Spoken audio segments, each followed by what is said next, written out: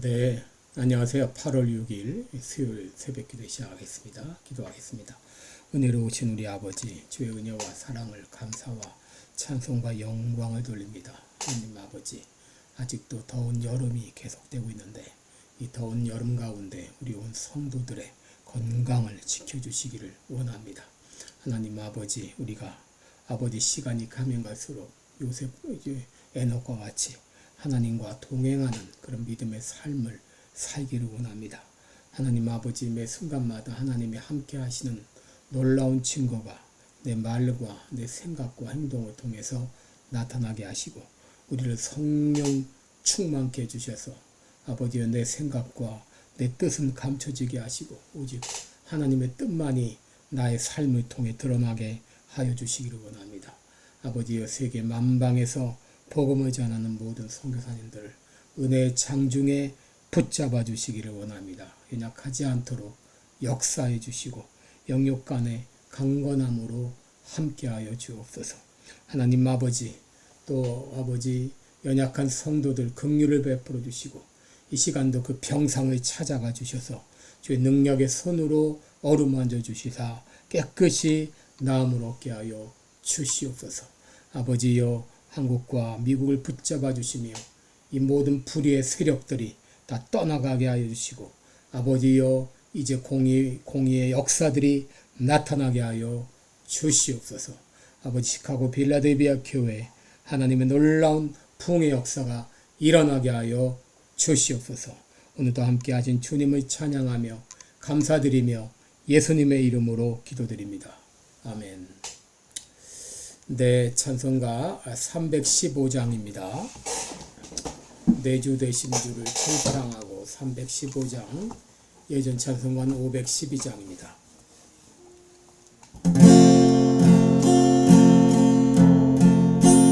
내주 되신 주를 참 사랑하고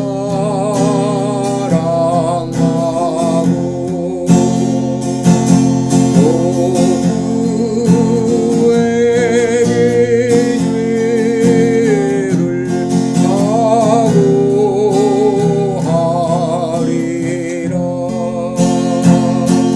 큰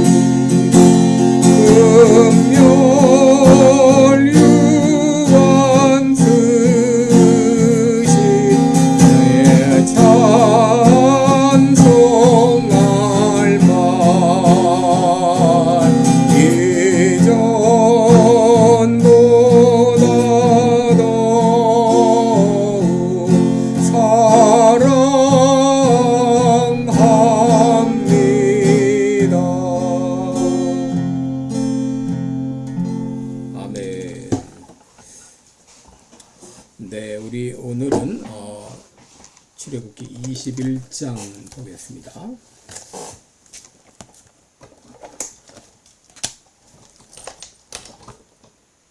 네, 출애굽기 21장 1절로 6절까지 보겠습니다.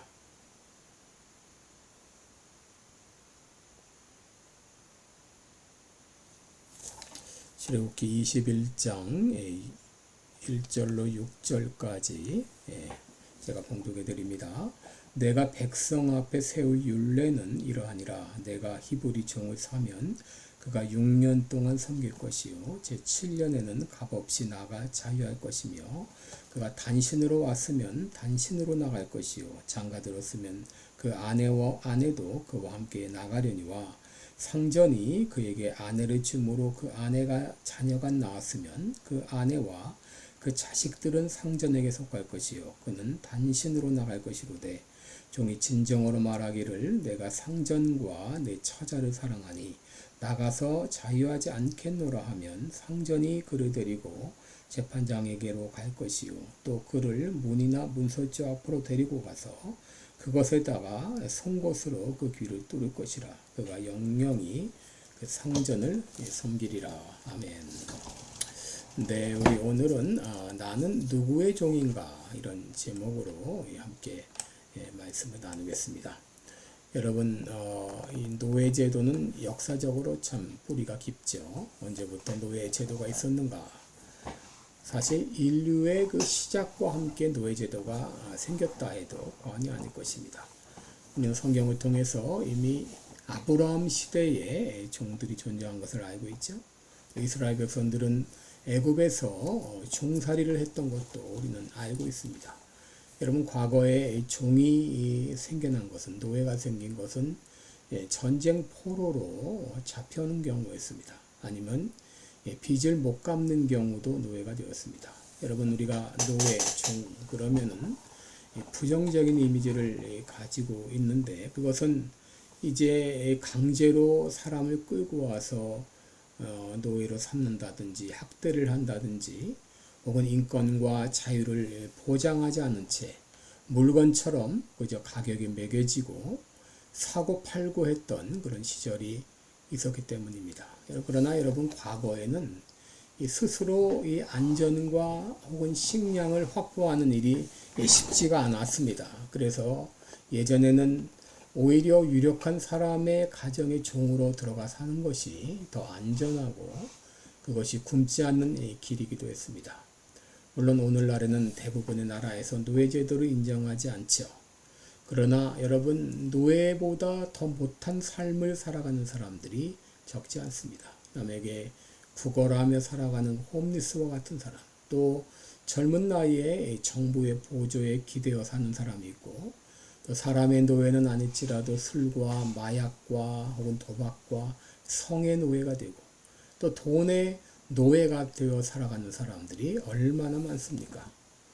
여러분, 오늘 21절을 보게 되면 내가 백성 앞에 세울 율례는 그랬습니다. 여러분, 여기 율례라는 말은 미시파팀이라는 단어인데 심판이나 어떤 법적 결정을 의미하는데, 이제 하나님께서 모세를 통해서 이스라엘 백성들에게 그들이 하나님의 백성으로 어떻게 살아가야 하는지 구체적인 이 법 조항을 제공하고 있는 것이죠. 하나님은 모세에게 이런 율례를 백성에게 세우라 라고 말했는데, 특별히 오늘 본문에는 바로 히브리 종, 우리 다른 이방의 어떤 종이 아니라 히브리 종, 같은 이 동족 종에 대한 이 법이 나와 있는데, 이 당시 동족을 이 종으로 삼는 경우는 빚을 갚지 못한 이 경우였습니다. 여러분, 이 종에 대한 법은 우리가 생각하는 그런 노예법과는 달리 종들의 권한을 보장해주기 위한 그런 규정이었습니다. 이 종들을 함부로 학대하지 못하게 하는 그런 규정이었다고 볼 수 있습니다. 여기 2절에 나오는 산다는 말이 나오는데, 이것은 소유권을 의미하기보다도 계약적 합의를 의미한다라고 말할 수 있습니다. 이 종의 계약 기간은 6년으로 제한되었고 7년째가 되면 아무 대가 없이 다 종을 풀어주도록 했습니다. 이 규정은 바로 이 종의 상태가 영구적인 상태가 되지 않도록 이 종의 존엄성과 권리를 보호한 것이죠. 하나님께서는 빚을 지고 갚지 못한 자들을 무조건 용서하라 하지 않으시고 그 대가를 치르게 하셨는데 그것이 바로 이 종이 되는 것입니다. 그러나 영구히 종이 되는 것이 아니라 6년 동안 이 제한적으로만 이 종이 되게 한 것이죠. 요즘으로 말하면 6년 집행유예가 선고되었다 이렇게 말할 수 있습니다. 그러나 7년째에는 무조건 종을 풀어주게 되었죠. 여러분 당시 이 많은 나라 대부분의 나라들은 종이 되면은 평생 이 종이 되었습니다. 네, 여러분 이 모세 법이 지금부터 약 3,500년 전에 제정이 되었는데 여러분 조선시대만 해도 한 번 종이 되면 영원히 종이 됐어요. 심지어 종과 결혼해도 종이 되고 종의 자식마저 종이 되었는데 그에 비하면 이 출애굽기 21장에 나오는 하나님께서 제정하신 종의 규례는 얼마나 좋은 제도인가요? 여러분 종은 7년째 되면 무조건 풀어주게 되었는데 이것은 바로 이 믿는 자들에게 예수님으로 말미암아 값없이 자유를 주시는 예수님의 속죄 사역을 예표하기도 합니다. 여러분 또 3절을 보시면 단신으로 온 사람은 단신으로 나가라. 그래서 총각 상태로 온 사람은 그대로 나가면 된다. 그런데 만일 부부가 결혼해서 같이 왔다 그러면 나갈 때 역시 부부가 같이 나가도록 했습니다. 이건 역시 이 종의 혼인 상태를 존중했다라고 말할 수 있습니다. 그런데 혼자 왔습니다. 그런데 주인이 그에게 아내를 붙여주고 그 아내가 자식까지 낳았다고 하게 되면 그때는 이 아내와 자식들은 주인의 소유가 되었습니다. 종은 아내와 자식을 데리고 나가지 못하게 했습니다. 여러분 이것을 우리가 어떻게 해석해야 될 것인가? 이 종이 단신으로 왔다가 주인이 그에게 아내를 붙여주고 그 종이 또 이 아내가 자식까지 낳았습니다. 여러분 이 종이 그 아내를 받아들였다고 하는 것은 이미 그 종이 주인과 함께 살 것을 약속했다고 그렇게 볼 수 있습니다. 아내를 맞이한 순간 그 종은 이미 주인과 함께 살며 주인에게 충성할 것을 다짐했다고 말할 수 있습니다. 다시 말하면 주인의 가족이 되기로 결정한 것입니다. 왜 그렇습니까? 주인이 그에게 너무나 잘해주기 때문에, 너무나 사랑을 베풀어주기 때문에 이 종이 그 주인의 은혜에 감사하여 감격하여 스스로 그 가정의 그 주인의 종이 되기로 그렇게 한 것이죠. 만약에 이제 아내와 자녀를 만약에 집을 나가게 되는 경우는 아내와 자녀를 놔두게 되었고 만약에 이제 자기 아내 처자를 사랑하고 주인을 사랑한다 그러면은 나는 평생 이 집에 머물며 종으로 살겠다고 다짐을 하는 것이죠. 그때 주인은 이 종을 데리고 재판장에게로 가서 그리고 문이나 문설주 앞에 데리고 가서 그 귀의 송곳으로 귀를 뚫게 했습니다. 이 귀를 뚫는다고 하는 것은 종이 주인에게 영원히 헌신한다고 하는 이 물리적인 표시고 사랑과 충성으로 주인을 섬길 것을 다짐하는 그런 표시가 되겠습니다.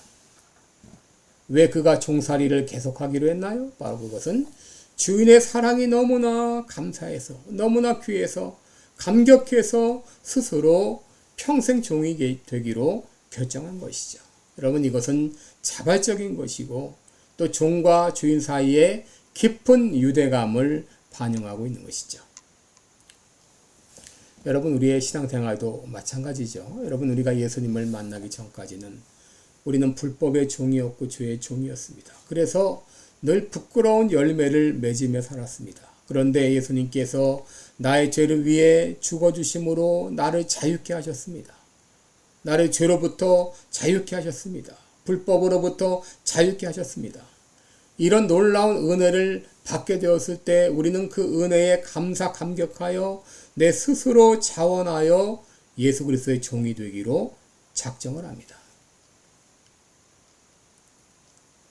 사도 바울이 그랬죠. 사도 바울은 정말 예수 만나기 전까지는 예수 믿는 사람들을 잡아 가두고 죽이는 그런 이 참 죄인의 괴수와 같은 생활을 했는데 예수님 만나고 나서 그 예수 그리스도의 사랑과 은혜를 깨닫고 나서 그는 스스로 예수 그리스도의 종을 자처하지 않았습니까? 여러분, 왜 많은 사람들이 선교사가 되어서 오지에 가서 고생하며 복음을 전하고 있죠? 왜 많은 사람들이 목회자가 되어 혹은 이 평신도로서 몸된 교회를 위해서 말없이 봉사하고 있나요? 여러분, 그 모두는 하나님의 은혜에, 예수 그리스도의 은혜에 감격해서 스스로 종이 되기로 작정하고 섬기고 있는 것이죠.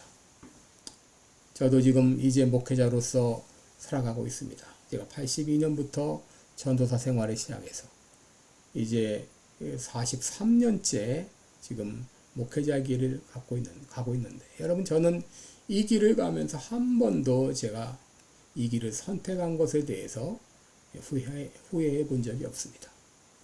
그 주님의 그 사랑과 은혜를 생각하면 저는 늘 감사하며 감격하며 살아갑니다. 한 번도 내가 희생한다고 생각한 적이 없습니다.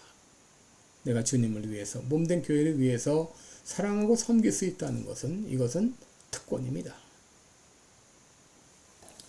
여러분, 이 땅에 있는 사람들은 모두 무언가의 종이 되어 살아가고 있죠. 돈의 종이 된 사람들, 취미의 종이 된 사람들, 또 향락의 종이 된 사람, 도박의 종이 된 사람들, 권력의 종이 된 사람들, 명예의 종이 된 사람들. 그런데 여러분, 사도 바울은 예수 그리스도의 종을 자처했습니다. 그가 예수 믿기 전에는 마귀의 종이요 죄의 종이 되어 살아갔지만, 그러나 예수 그리스도의 그 크신 사랑을 깨달은 다음에는 마귀의 종으로, 죄의 종으로 살았던 세월은 너무도 억울해서 이제 남은 생에 주를 위해 살겠습니다. 스스로 주의 종이 되어서 섬김의 삶을 살았죠. 여러분은 지금 누구의 종이 되어 살고 있나요? 한번 자신을 돌아볼 수 있기를 바랍니다. 기도하겠습니다. 은혜로우신 우리 아버지, 나는 누구의 종인가요? 주의 종인가요? 아니면 돈의 종인가요? 향락의 종인가요? 아니면 예수님의 종인가요? 예수님의 그 크신 은혜와 사랑을 생각할 때 많이 빚어도 그 사랑, 그 은혜 다 갚을 길이 없어서 스스로 예수님의 종이 되어서 살아가기 원합니다. 이것이 우리의 고백이 되게 해주옵소서.